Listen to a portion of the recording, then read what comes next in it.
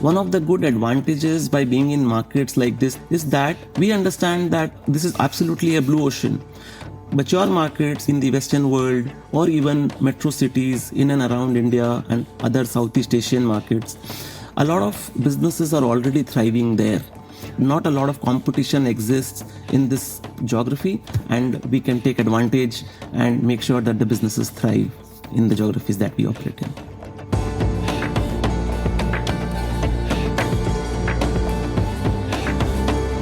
Welcome to Grit and Growth from Stanford Graduate School of Business, the podcast where Africa and Asia's intrepid entrepreneurs share their trials and triumphs with insights from Stanford faculty and global experts on how to tackle challenges and grow your business.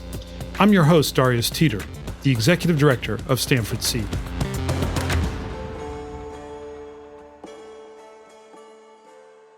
Today on Grit and Growth, we take you to the heart of Siliguri, a vibrant crossroads in northeast India nestled in a narrow corridor between Nepal, Bhutan, and Bangladesh. This town in the foothills of the Himalayas is where our guest has recognized a unique opportunity to build a thriving healthcare business. From leveraging its strategic location to addressing untapped needs, we'll explore how innovation and vision can turn underserved areas into hubs of possibility. Hi, my name is Sumit Sinhal. I'm the founder director at Kins Health. In this short take, you'll hear Sumit reflect on the importance of early detection in diabetes care, the power of leadership, and why scaling a healthcare business requires both strategy and heart. It's a story of impact, growth, and some important lessons learned along the way. We are a healthcare company based out of Siliguri, West Bengal, India. We are geographically very strategically located because the location is surrounded by three countries, the countries of Nepal, Bhutan, and Bangladesh. And we are also surrounded by 4 states of India. We have been in business for 14 years now. We are located in 2 physical locations. One is a super specialty IPD hospital. The other is a super specialty diabetes care clinic.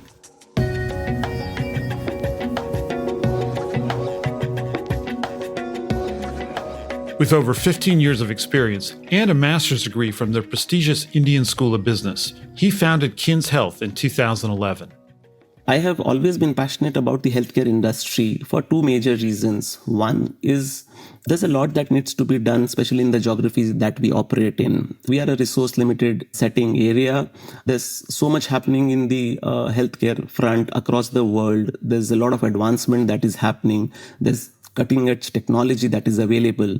And at a resource-stricken areas, probably even the primary healthcare is in shambles. So getting the best of the world to not so great places in the sense of not getting those things available to resource-constrained settings is something that has kind of always made me think as to how is it that I could bridge those gaps. What started as a diabetes clinic quickly grew into a thriving 50-bed hospital, now serving a wide range of medical needs in Siliguri. And while diabetes care was a key part of Kins Health's early growth, the company has expanded its reach far beyond. Today, they aim to bring cutting-edge healthcare, including telemedicine and wearable devices, to underserved and hard-to-reach communities. Sumit's commitment to bringing world-class healthcare to his community has shaped Kins Health into a cornerstone of care for the region. But his journey began simply with a passion for healthcare and a vision to make a meaningful impact. Infamously, India is the diabetic capital of the world, with over 80 million people suffering from the disease. Unfortunately, an equal number of people don't even know that they have it. So that's about 1 in every 10 people suffering from the disease. So early detection is the key for diabetes.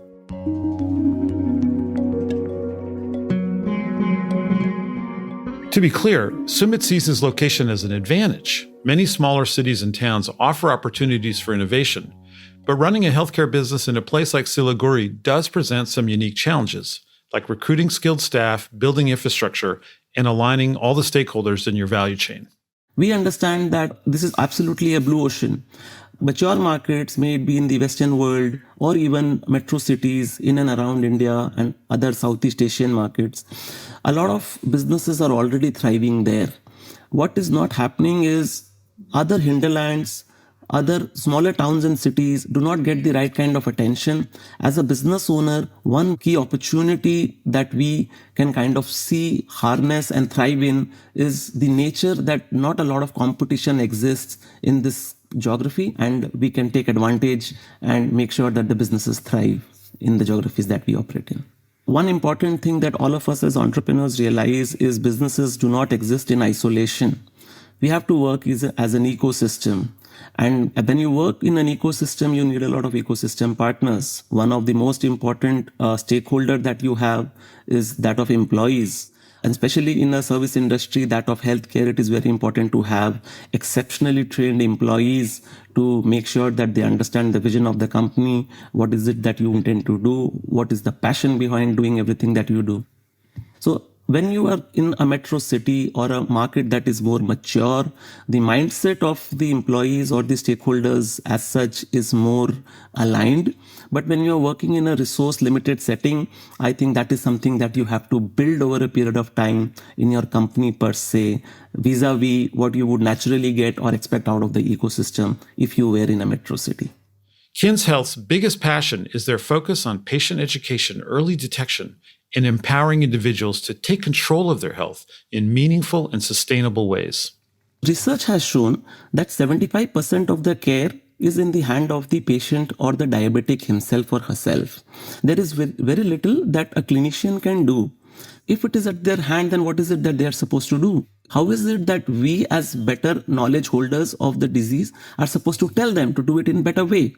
And obviously, if you are aware and you know that you have diabetes, the management part is pretty much, I would not say simple, but yes, manageable. At least half the people in the world, those who have diabetes, don't even know that they have it. And by the time they would know they have it, it would have been pretty late with a lot of comorbidity diseases that they would be suffering from. KINS Health made a significant impact by reaching over 50,000 people directly through its services, but many more indirectly through awareness camps, detection drives, and patient education programs. These initiatives not only provide critical care, but also promote a culture of prevention, early detection, and proactive health management in historically underserved areas. Technology is transforming industries at a rapid pace, and for KINS Health, it's a powerful tool for scaling impact. Businesses are changing very fast, and technology is enabling it as a disruptor to make sure that businesses could be scaled. I have been a very big fan of technology and how it kind of acts as a catalyst to help businesses scale. And I feel our company and healthcare as an industry in its totality is at an inflection point. I think the time is just about come for us to start thinking of exponential growth. So that is probably the big, hairy, audacious goal that we have for our organization, wherein we would want to kind of make a big bang approach to how is it that we could kind of really scale the business and serve more customers, not just in the geography that we operate in, but now that we have the strong conviction that if it can work here, it can possibly work at a lot of other places as well. So in the next 18 months or so, or probably 12 to 18 months time, we are wanting to go heavily on digital adoption for our business. We need to move beyond our business and kind of be with our patients even when they are at their workplace, in their home, probably when they are sleeping, whatever they are doing in their life. Because of the kind of disorder that we are dealing with, it kind of commands to be like a digital twin, and that can possibly happen only with the help of digital technologies, with the help of wearable devices, with the help of medical technologies. And so we are exploring the space of digital therapeutics and digital health currently. As Sumit launched and grew his business, he himself had to grow as a leader. The fear of the unknown and still having the conviction to kind of go for it is something that is a life of an entrepreneur. Previously, I think as an entrepreneur, you want to become an alpha male. By what I mean by alpha male is you want to do everything by yourself.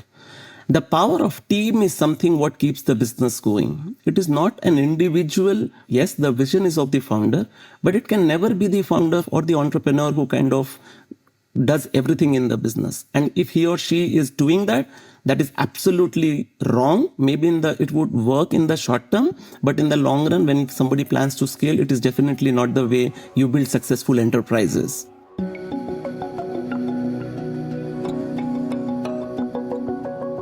In today's evolving healthcare landscape, doctors are not just caregivers. They're becoming entrepreneurs and navigating the challenges of running their own clinics.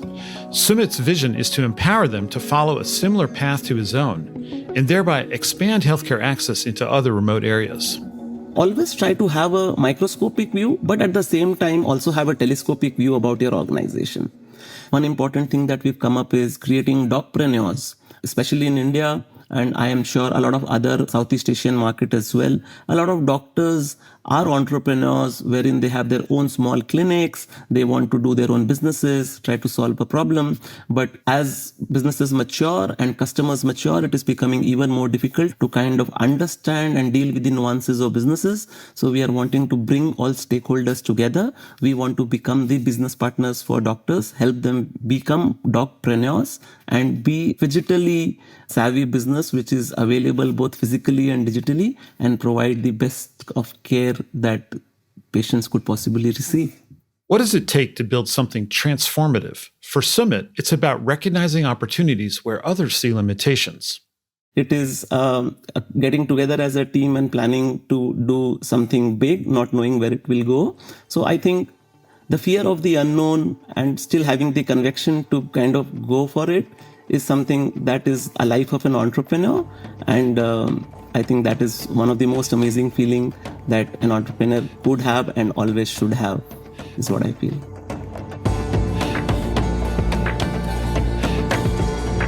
He found a deeply personal connection to addressing healthcare needs in underserved areas, using innovative solutions to empower patients and improve access to care. But now he's taking it one step further, laying the foundation for others to follow by helping doctors in similar situations expand their reach and their impact. Sumit isn't just building a business, he's building a model of care, innovation, and hope for hard-to-reach communities. It's a reminder that entrepreneurship isn't just about growth. It's about creating meaningful change that ripples far beyond the borders of your own business. If you would ask me as to what has changed within you or your company, is whenever we have any discussion or whenever I am personally thinking as a business leader or when we are thinking as a team together, one important topic of discussion that always comes out of so many other things that we discuss is what is the impact that we make. So that is something that we are really proud of. And now we've started measuring our impact also at the same time. And although these are early days, but we would want to be a company that is socially responsible and make a great impact at large. I'd like to thank Sumit Sinhal for sharing Kin's health story. From addressing healthcare gaps to empowering individuals and communities, Sumit's journey reminds us of the incredible potential of purpose-driven innovation. I'm Darius Teeter, and this has been a Grit and Growth Short Take. Erica Amawake Ajay and VN Virgin researched and developed content for this episode. Kendra Gladich is our production coordinator, and our executive producer is Tiffany Steves, with writing and production from Nathan Tower and sound design and mixing by Ben Crannell at Lower Street Media. Thank you for listening.